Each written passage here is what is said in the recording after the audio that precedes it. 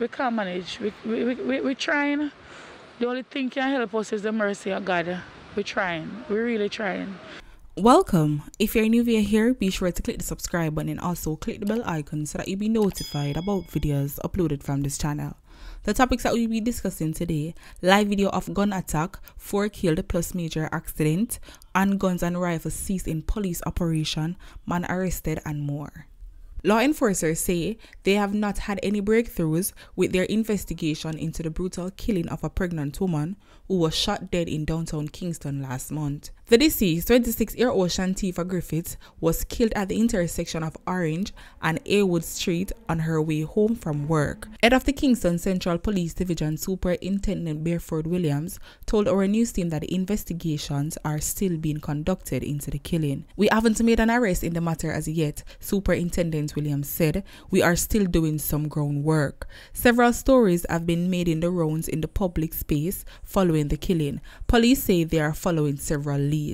The People's National Party councillor for the Marita Bray Division, Philip Service, is calling on central government to fund the installation of streetlights along the North Course Highway in Trelawney. His calls come from the wake of Wednesday night 2-vehicle accident which left 2 people dead and another 2 seriously injured on a section of the highway. The deceased, both of Trelawney, have been identified as 51-year-old Aston Jarrett of Duncan's district and 34-year-old Kemar Livingston Sinclair of Hyde Clarkstown. Police reported that about 9:30 p.m. a Toyota Corolla motor car driven by Jarrett was heading towards Falmouth when it collided with another Toyota car, which was traveling in the opposite direction. Jarrett and 2 passengers, including Sinclair, were rushed to the Falmouth Public General Hospital. Jarrett and Sinclair succumbed to their injuries while the other passenger was admitted in serious condition. The driver of the other vehicle involved in the crash was also hospitalized. Councillor Service charged the poor visibility along the stretch of the road due to the absence of streetlights might have factored into the cause of the accident. The accident confirms a lot of things. People have to be more careful on the road, and there is an urge needed for lighting on this section of the road, the councillor said. There are some hot spots on this section of the highway, he added. There's some overtaking, the next guy doing some overtaking right egg. And he served to the wrong opposite side of the road, and there's a collision. The guy driving, Mr. Kemar, wasn't a fast driver. No fast driving, nothing done on this. Family, we can't manage. We can't manage. We're trying. The only thing can help us is the mercy of God. We're trying. We're really trying. It's really hard for everyone of we. For one family, one car, it's hard for all of we. One resident of the Hagel community says the main road has been a hot spot for crashes for years. He says he's been calling for streetlights among other things, but to no avail. We need a stoplight because for the past 4 or 5 years now, it's more than 10 life lost right here, carelessly. Because what? They're just paying blind eyes to the community. No, people, I'm not gonna lie. The story, it kind of touching because of the fact say they went to visit somebody at the hospital.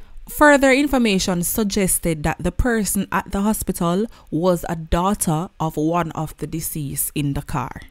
The patient at the hospital is pregnant, so more than likely everybody just come together and say, alright, we are going to look for her and see if everything alright with her. And unfortunately, on their way back, this is the outcome. The 2 persons that didn't make it out of the family vehicle is said to be relatives. They are brothers and sisters. And the injured person who is in the hospital in serious condition is their mother. It is said that she gets some form of head injury, which leads to the fact that her case is unstable. A 57-year-old farm worker was shot dead in Portmore, St. Catherine on Thursday. Clive Daly, a resident of Christian Gardens, who was standing near his gate talking to a friend about 7:24 a.m. when a man walked up and shot him. He died at the hospital. Neither the declared zone of special operation nor the police station located less than 30 meters away were enough to prevent Ishmael Scammer Campbell from being gunned down on Thursday evening in the community of Mount Salem on the outskirts of Montego Bay. According to police reports, Campbell, a fisherman from Jared Terrace in St. James, was shot and killed about 6:15 p.m. The police were informed after residents heard loud explosion, what they believed to be gunshots. Upon the arrival of the lawmen, Campbell was found in a pool of blood, suffering from gunshot wounds. He was taken to the hospital where he was pronounced dead. There are unconfirmed reports that based on the number of times he was shot, Campbell may have been a target of a hit. It was also said he once lived in the parish of Westmoreland but moved to St. James about a year ago after an attempt on his life. Campbell was killed near the office of the political representative for Mount Salem Division, Councillor Kerry Thomas, who on Friday morning expressed alarm at the level of crime in the parish. Yesterday, there was a murder just down there on the main road on the plaza near Miss Chin's shop, near to Mount Salem Police Station, just 30 minutes across the road. Plus, we are also in a zone of special operation. Now, for a murder to take place at this time of the day, after 6 in the afternoon in broad daylight, when people are getting home from work, it only means the crime in St. James is very, very bad, and it needs to be addressed immediately, the councillor said. A massive operation in and around section of Mountain View in Kingston on Friday led to the seizure of several firearms. Police sources are reporting that so far 9 firearms, including high-power weapons, have been seized in a joint police-military raid. One man was taken into custody in relation to the seizure. The police say the main target of the operation was a repairman in the criminal underworld who has been known to be fixing firearms for a vicious gang across the country. Now, people, for the moment you all have been waiting for, there was an attack on a man in a public sector. It won't look like one clinic or somewhere, but the location is currently unclear at this time. So we don't know if I in a Jamaica or way.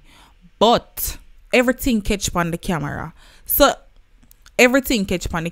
So obviously it seems as if this man was being trailed by some men, and him run going to one clinic, or as me say, probably one doctor office, thinking that them won't follow him. And bear in mind, there was a lot of people inside the establishment. This man run going there, as me say, them run back at him. Him run go up underneath one chair up there, so things that the man them now go see him if him go underneath the chair. And best believe them run right in and finish him off. People, me can't even show a little sneak peek over here to it raw. So if you're interested in seeing it, the video has already been sent to all our groups, WhatsApp group and our Telegram groups. So just in case you're interested in seeing the video, just go on to the group, them dead. People, are your turn now. I would love to hear what are your thoughts and all these stories down below in the comment section. Remember, everybody's opinion matter, so nobody afraid to leave your thoughts down there. We have made it to the end of our next video. Thank you guys for watching. Catch you guys next time. I'm out, and stay blessed and stay safe.